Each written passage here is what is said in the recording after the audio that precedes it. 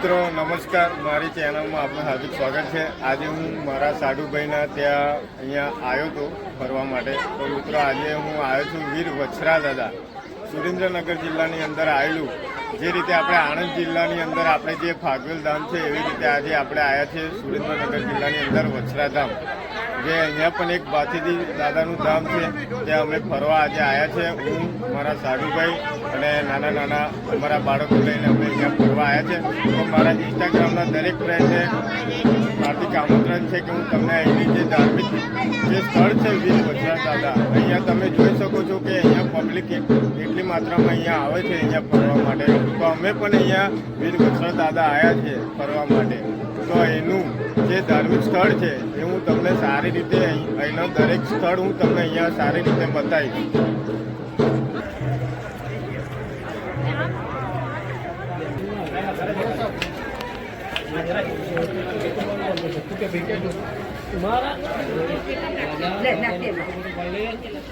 જે રીતે આગળના બ્લોગમાં પણ તમને મેં બતાવ્યું કે જે વીર વછરા દાદાનું જે મંદિર છે એ જૂનું મંદિર છે, અને અત્યારે અહીંયા મારી પાછળ જે મંદિર તમે જુઓ છો તે અત્યારે કામકાજ ચાલુ છે।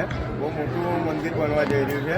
તો આ મંદિર જે રીતે બને છે એ પણ હું તમને બતાવું છું, અને મારા વિડીયોની અંદર તમે જોજો કે અહીંયા જે મંદિર બન્યું છે અને અંદર જે મૂર્તિ છે એ પણ હું તમને બતાવું। ચાલો મારી સાથે।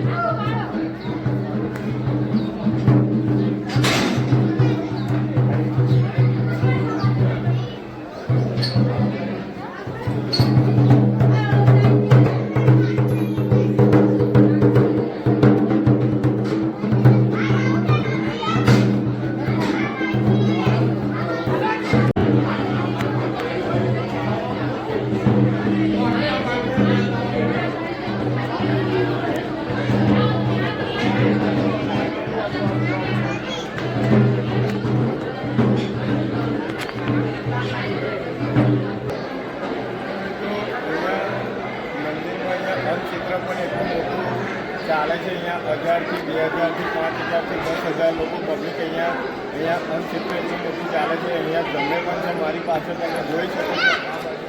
અહીંયા જમવાનું પણ અહીંયા મળી રહે છે, અને અહીંયા દરેક પ્રસાદી પણ સારી રીતે અહીંયા મળે છે। તો જે લોકો બહારથી આવ્યા હોય છે, જે શ્રદ્ધાળુ યાત્રાળુઓ જે લોકો બહારથી આવે છે એ લોકોને અહીંયા જમવાની પણ વ્યવસ્થા પણ સારી રીતે અહીંયા મળે છે। જે લોકો પ્રસાદી જમે છે અને અહીંથી પ્રસાદી બહાર લઈને જાય ને, તો એ પ્રસાદી છે ને અહીંયા પથ્થર રૂપે પણ બની જાય છે। એ પણ હું તમને વિડીયોમાં બતાવું છું।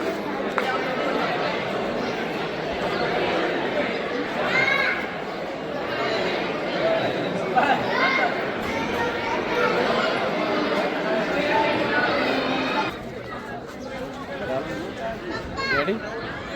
તો મિત્રો જોઈ શકો છો કે જે રીતે આપણે અન્નક્ષેત્રની અંદર જે રીતે આપણે જઈને આવ્યા, બરાબર છે, ત્યાં જે રીતે પ્રસાદી રૂપે જે લોકો અહીંયાથી બહાર લઈને જાય છે, તો એ પ્રસાદી અહીંયાથી બહાર લઈને નહીં જવાની, એ પ્રસાદી અહીંયા જ જમવાની। તો એ પ્રસાદી જે પણ શ્રદ્ધાળુ કે યાત્રાળુ અહીંયાથી જે પ્રસાદી લઈને જાય છે, તો એ પથ્થરના સ્વરૂપે જે રીતે બની જાય છે એ તમે અહીંયા જોઈ શકો છો કે જે રીતે અહીંયા પ્રસાદ કે રીતે પથ્થર રૂપે બની ગયો છે।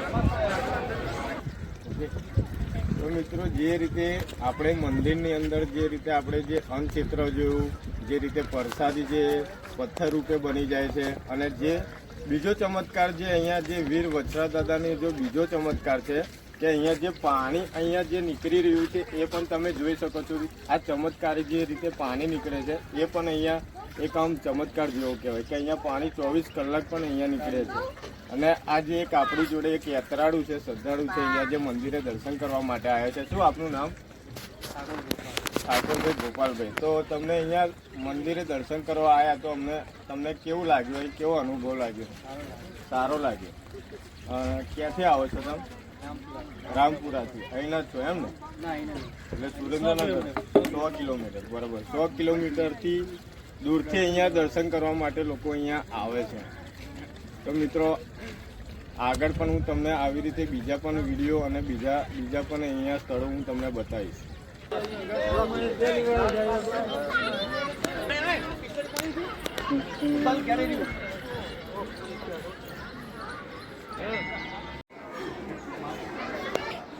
તો મિત્રો જે રીતે વછરા દાદાનું જે વેગળ ગાય હતી એની આ સમાધિ છે. અહીંયા જે લખ્યું છે બોર્ડ ઉપર તમે જોઈ શકો છો, જે વેગળ ગાય હતી એની આ સમાધિ છે. અત્યારે એક ગાયની અત્યારે તમે જોઈ શકો કે 8,000 ગાયો છે અહીંયા. હું તમને એ ગાયોનું એ પણ હું તમને બતાવું છું. તો ચલો આગલા વિડીયોમાં આપણે ગૌશાળાની અંદર છીએ. તમે જોઈ શકો જે રીતે મેં તમને વિડીયોની અંદર જે રીતે બતાવ્યું છે વેગળ ગાયનું, તો એ ગાયની અત્યારે તમે જોઈ શકો છો કે અહીંયા કેટલી 600 કે 700ની આસપાસની અંદર અત્યારે અહીંયા ગાયો છે. અહીંયા બતાવું, વિડીયોની અંદર બતાવું તમને. આપા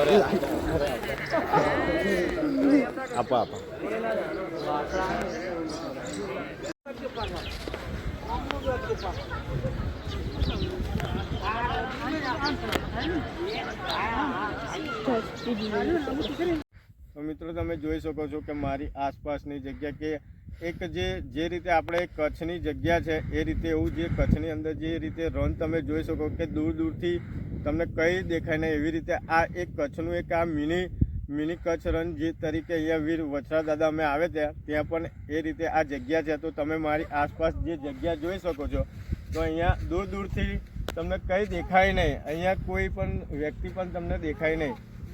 એવા લોકેશન પર અમે આજે પહોંચી ગયા છે અને અહીંયા વિડીયો શૂટ કરી રહ્યા છે. અમારી ગાડી અહીંયા ઊભી રાખી છે અને અમે આ વિડીયો શૂટ કરવા અહીંયા ઊભા છીએ. તો અમને કે મારા જે ઇન્સ્ટાના જે ફેમિલી મેમ્બર છે, જે મારા ફ્રેન્ડ છે, એ લોકોને હું બતાવી રહ્યો છું કે તમે જુઓ કે આ જગ્યા પર તમે કોઈક દિવસ આ બાજુ આવો તો ફરવા અચૂક આવજો વીર વછરા દાદા. તો તમે આપણે જોઈ શકો છો કે અહીંયા નાના નાના બાળકો પણ અહીંયા રમી રહ્યા છે. તો મિત્રો અમે જે રીતે કચ્છ જે મિની કચ્છમાં આવ્યા છે, અહીંયા જે વીર વછરા દાદા અને ત્યાં અમે અહીંયા મંદિર જે ફરવા આવ્યા હતા, તો રસ્તાની અંદર જે રીતે તમે ઘરની અંદર જે મીઠું વાપરી રહ્યા છો, બરાબર છો, તો એ મીઠું કેવી રીતે પકવે છે અને કઈ રીતે બને છે એ મીઠું અહીંયા હું તમને બતાવું. જુઓ તમે અહીંયા મીઠું કેવી રીતે બને છે. તો મિત્રો આ જુઓ, આ મીઠું છે મિત્રો. ઘરની અંદર જે આપણે આ મીઠું વાપરીએ છીએ આ બધું મીઠું જ છે. જો મિત્રો જે રીતે મીઠું પકવે છે એ મેં તમને બતાવ્યું. અને મિત્રો કેવી રીતે પાણી એ લોકો લે છે અને કેવી રીતે અહીંયા જો અહીંયા પાણી પણ અહીંયા ભરેલું છે. આ પાણી તમે જોઈ શકો છો. આ મીઠું એકદમ આ જે આ પાણી છે એકદમ ખારું હોય છે ને એ પાણી અહીંયાથી સપ્લાય કરે ત્યાર પછી અહીંયા મીઠું બને છે. જે રીતે તમે જુઓ છો કે આ મીઠું એટલું અત્યારે આ રીતે મીઠું બને છે. જો આ જોયું.